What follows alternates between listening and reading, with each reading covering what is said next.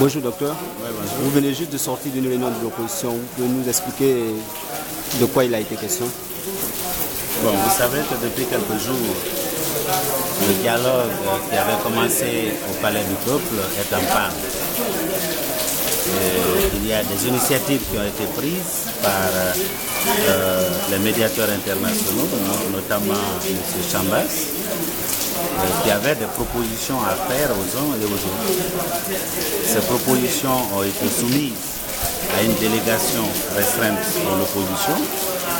C'est la restitution de cela qui a eu lieu tout à l'heure lorsque cette délégation restreinte est venue nous faire le compte rendu, n'est-ce pas, des propositions qui ont été faites pour débloquer la situation.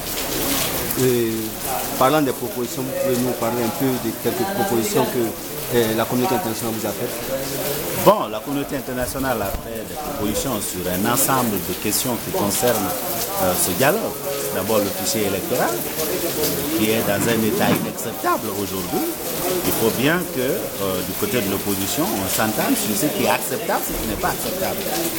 Il y a également la question de la CENI, dont on reconnaît effectivement que la parité qui devait être l'élément fondateur de la CENI n'existe pas aujourd'hui. Et donc, qu'est-ce qui peut être fait? L'idéal, c'est d'abord changer complètement la loi pour, n'est-ce pas, avoir une CENI peut-être technique avec un conseil d'administration, n'est-ce pas, pour contrôler l'action de la CENI et éviter par exemple l'utilisation de la société civile. La société civile a été à l'origine de beaucoup de maux dont la Guinée souffre aujourd'hui. La CENI de défunt Ben Sekoussila, c'est la société civile qui l'a présidé.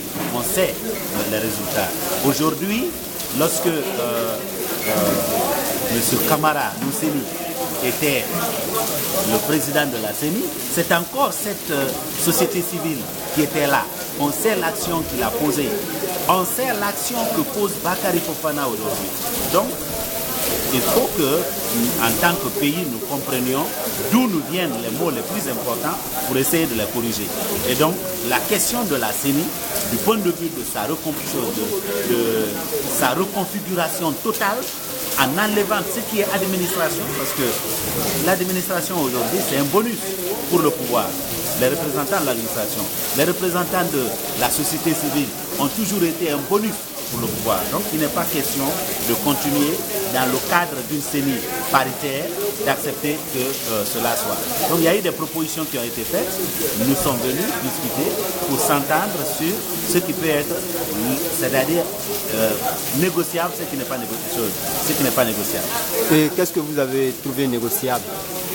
Pardon? Qu'est-ce que vous avez trouvé négociable? Pour l'instant, le débat continue. Il n'y a pas encore vraiment à dire ce qui est important pour nous au jour d'aujourd'hui, c'est que les élections communales soient organisées avant les élections présidentielles prochaines. Il faut que les gens comprennent que c'est autant scandaleux qu'on n'ait pas les élections communales que de ne pas avoir des élections présidentielles.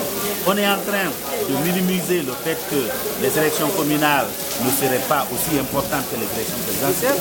Nous sommes en train de construire la démocratie. La démocratie, c'est à la base qu'elle doit se renforcer.